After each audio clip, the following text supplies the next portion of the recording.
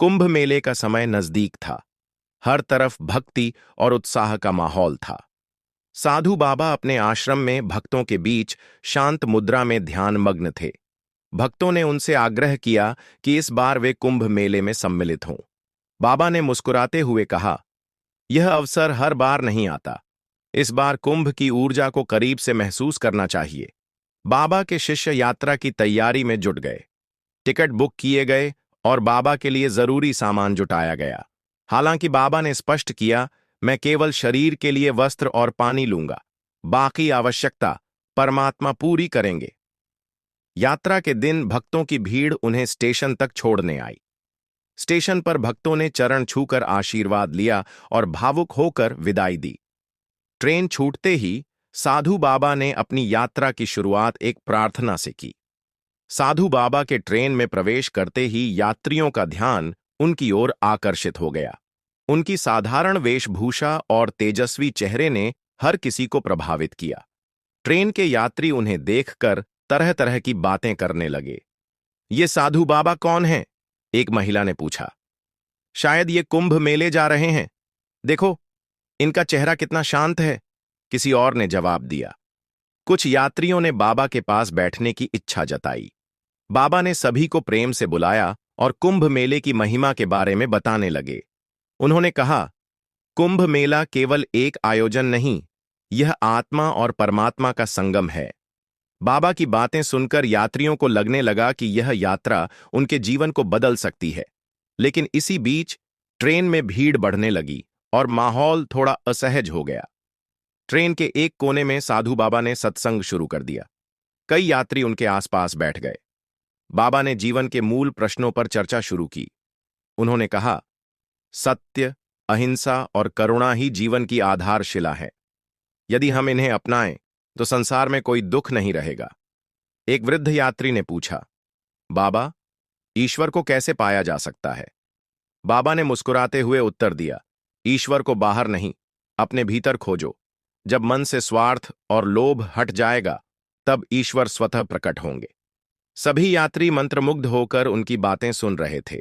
लेकिन इसी दौरान किसी यात्री ने घोषणा की, मेरा बैग गायब है। एक यात्री का कीमती बैग गायब होने की खबर सुनते ही ट्रेन का माहौल बदल गया। लोग इधर उधर भागकर अपने सामान की जांच करने लगे। धीरे धीरे डर और अविश्वास का माहौल बन गया। चोरी किसने की? एक यात्री चिल्लाया। पता नहीं, लेकिन हमें हर किसी की जांच करनी चाहिए, दूसरे ने कहा। संदेह की नजरें बाबा की ओर उठने लगीं। शायद यह साधु बाबा ही हैं।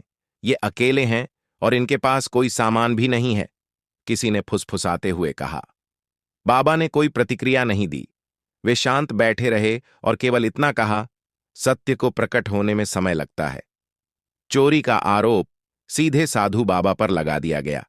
कुछ यात्री जोर जोर से बोलने लगे, साधु बाबा ही चोर हैं, इनके पास कुछ नहीं, ये आसानी से चोरी कर सकते हैं। कुछ यात्री बाबा का बचाव करने लगे, ये साधु बाबा चोर नहीं हो सकते, इनकी आंखों में सच्चाई है।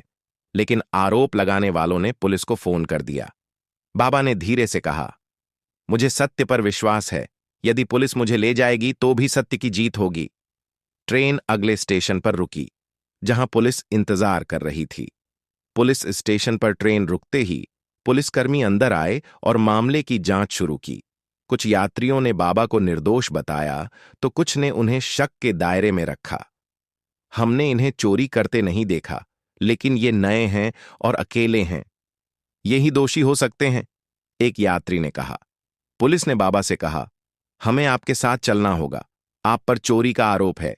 बाबा ने शांत स्वर में कहा, जो भी सत्य है वही सामने आएगा। चलिए, मैं आपके साथ चलता हूं।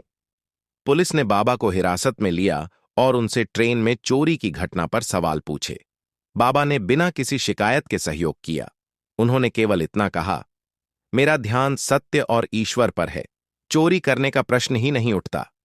पुलिस ने अन्य यात्रियों से भी पूछताछ शुरू की, लेकिन असली चोर का पता नहीं चल पाया।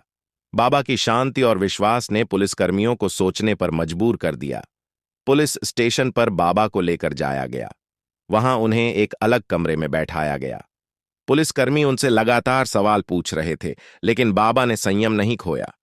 आप साधु हैं, फिर भी आप पर चोरी का शक क्यों हो रहा है? पुलिस इंस्पेक्टर ने पूछा। बाबा ने मुस्कुराते हुए जवाब दिया, संदेह मनुष्य की कमजोरी है। मैं केवल सत्य का इंतजार कर रहा हूं। पुलिस को अभी भी कोई ठोस सबूत नहीं मिला था, लेकिन उन्होंने बाबा को निगरानी में रखा। पुलिस ने बाबा पर सख्ती से आरोप लगाने की कोशिश की, लेकिन बाबा ने शांत स्वर में कहा, आपका कार्य सत्य की खोज करना है। मैं इसमें बाधा नहीं बनूंगा। इस दौरान पुलिस ने अन्य यात्रियों से भी कड़ाई से पूछताछ शुरू की। बाबा का धैर्य देखकर पुलिसकर्मियों को अचरज हुआ। यह व्यक्ति चोरी कर सकता है, एक पुलिसकर्मी ने अपने साथी से कहा। बाबा ने केवल आंखें बंद कीं और ध्यान में बैठ गए। पूछताछ के दौरान बाबा ने मौन धारण कर लिया। उन्होंने कहा, जब सत्य अपने आप प्रकट होगा, तब हर सवाल का जवाब मिलेगा। पुलिसकर्मियों को बाबा की निर्दोषता पर संदेह होने लगा। तभी एक और यात्री संदिग्ध दिखाई दिया, जिसने अपनी गतिविधियों से पुलिस का ध्यान खींचा। बाबा ध्यान में थे, लेकिन उनका धैर्य और चमत्कारी प्रभाव पुलिस के दिल में जगह बना रहा था। जल्द ही कुछ ऐसा होने वाला था जो सबको हैरान कर देगा। पुलिस स्टेशन में सन्नाटा छाया हुआ था। बाबा ध्यानमग्न थे और उनकी शांत उपस्थिति पूरे माहौल को बदल रही थी। पुलिसकर्मी एक संदिग्ध यात्री को बाबा के पास लाए। बाबा ने आंखें खोलीं और उस व्यक्ति की ओर गहरी नजर से देखा। तुम्हारा अंतर्मन अशांत है। सत्य को छिपाना आत्मा को कष्ट देता है, बाबा ने धीमे स्वर में कहा। यह सुनकर वह व्यक्ति कांपने लगा। उसने अपने झोले से वह बैग निकाला जो चोरी हुआ था और पुलिस के सामने रख दिया। पुलिसकर्मी हैरान रह गए। बाबा ने कहा, सत्य प्रकट होने में कभी देर नहीं होती। जैसे ही असली चोर ने अपना अपराध स्वीकार किया, पुलिसकर्मी शर्मिंदा हो गए। उन्होंने महसूस किया कि बाबा पर शक करना उनकी सबसे बड़ी भूल थी। बाबा ने मुस्कुराते हुए कहा, हर आत्मा में सुधार की क्षमता होती है। यह व्यक्ति भी अपने अपराध को स्वीकार कर एक नई शुरुआत कर सकता है। पुलिस ने उस व्यक्ति को हिरासत में ले लिया। साथ ही बाबा से माफी मांगने की तैयारी शुरू कर दी। स्टेशन का माहौल बदल चुका था। बाबा की निर्दोषता और उनकी आभा ने हर किसी को प्रभावित कर दिया था। असली चोर पकड़े जाने के बाद पुलिस ने साधु बाबा से अपनी गलती के लिए क्षमा मांगी। इंस्पेक्टर ने कहा, हमने आपकी शांति और धैर्य को नहीं समझा। आप सचमुच एक अद्वितीय आत्मा हैं। बाबा ने कहा, क्षमा ही सबसे बड़ा गुण है। मैं केवल ईश्वर का माध्यम हूं। सत्य और धर्म ही मेरे मार्गदर्शक हैं। इस घटना ने पुलिस और अन्य यात्रियों के मन में बाबा के प्रति गहरी श्रद्धा पैदा कर दी। पुलिसकर्मियों ने बाबा से माफी मांगते हुए कहा, हमने आपको गलत समझा। आप जैसे साधु पर शक करना हमारी भूल थी। बाबा ने शांत स्वर में उत्तर दिया, जो हुआ वह ईश्वर की मर्जी से हुआ। यह घटना हमें सीख देती है कि सत्य और धैर्य से ही हर समस्या का समाधान होता है। पुलिसकर्मी इतने प्रभावित हुए कि उन्होंने बाबा को सम्मानपूर्वक कुंभ मेले तक पहुंचाने का निर्णय लिया। साधु बाबा ने पुलिस और यात्रियों को क्षमा करते हुए कहा, मनुष्य भूलों का पुतला है, लेकिन भूल से सीखना ही सच्चा ज्ञान है। उन्होंने असली चोर को भी आशीर्वाद दिया और उसे प्रायश्चित का मार्ग दिखाया। चोर ने बाबा के चरणों में गिरकर माफी मांगी। बाबा ने उसे गले लगाते हुए कहा, हर आत्मा में सुधार की संभावना है। यह दृश्य देखकर पुलिस और यात्री भावुक हो गए। इंस्पेक्टर ने कहा, अब हम आपको इस स्टेशन पर नहीं छोड़ सकते। यह हमारा सौभाग्य होगा कि हम आपको कुंभ मेले तक छोड़कर आएं। बाबा ने विनम्रता से कहा, आपका यह प्रेम ईश्वर की कृपा है। मुझे वाहन से नहीं, आपकी भक्ति और सम्मान से अधिक खुशी मिली है। पुलिस ने अपनी गाड़ी को तैयार किया और बाबा को मेला स्थल तक ले जाने का प्रबंध किया। पुलिस गाड़ी में बाबा को बैठाया गया। पूरे रास्ते बाबा ने पुलिसकर्मियों और यात्रियों के साथ सत्संग किया। उन्होंने उन्हें जीवन की गहरी सच्चाइयों से अवगत कराया। बाबा ने कहा, कुंभ केवल एक मेले का नाम नहीं है, यह आत्मा और परमात्मा का संगम है। इसे केवल बाहरी दृष्टि से देखना अधूरा है। पुलिसकर्मियों ने महसूस किया कि बाबा के साथ यह यात्रा उनके जीवन का सबसे यादगार अनुभव बन गई है।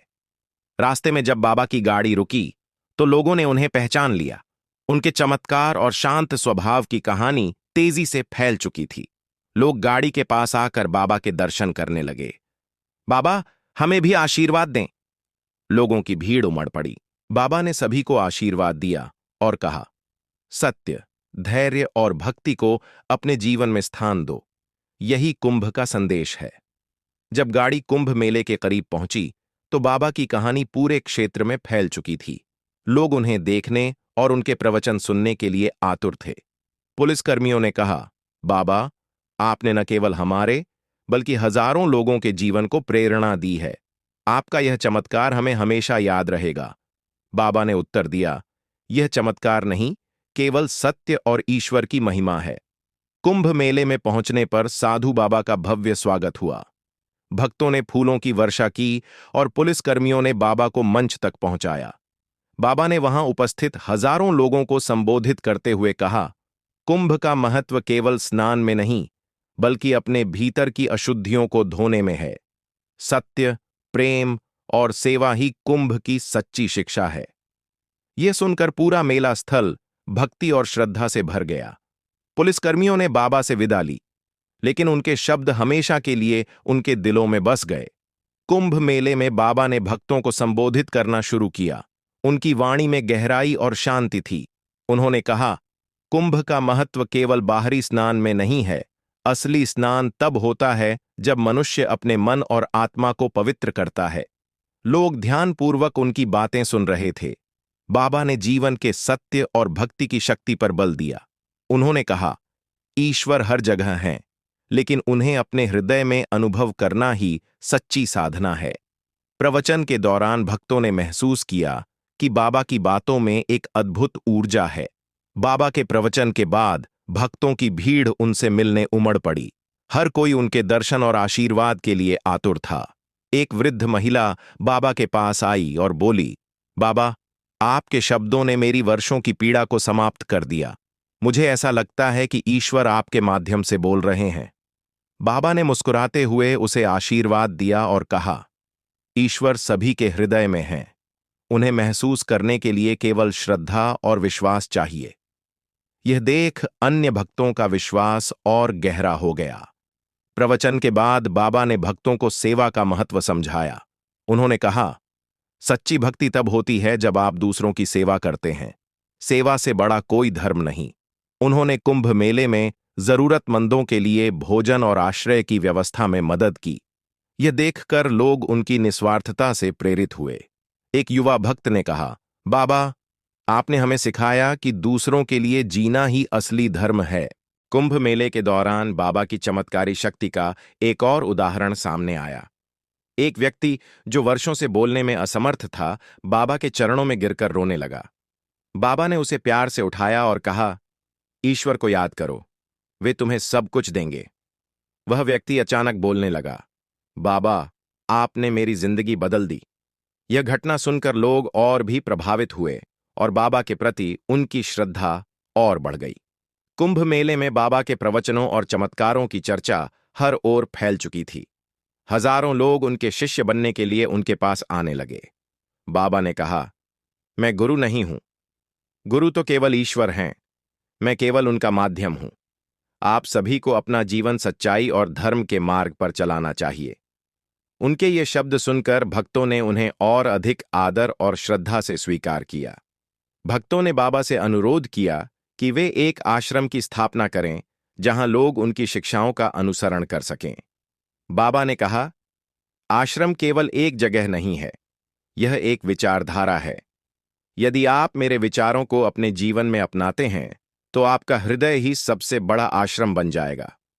फिर भी भक्तों के आग्रह पर उन्होंने कुंभ मेले के बाद एक स्थान पर आश्रम बनाने का वादा किया।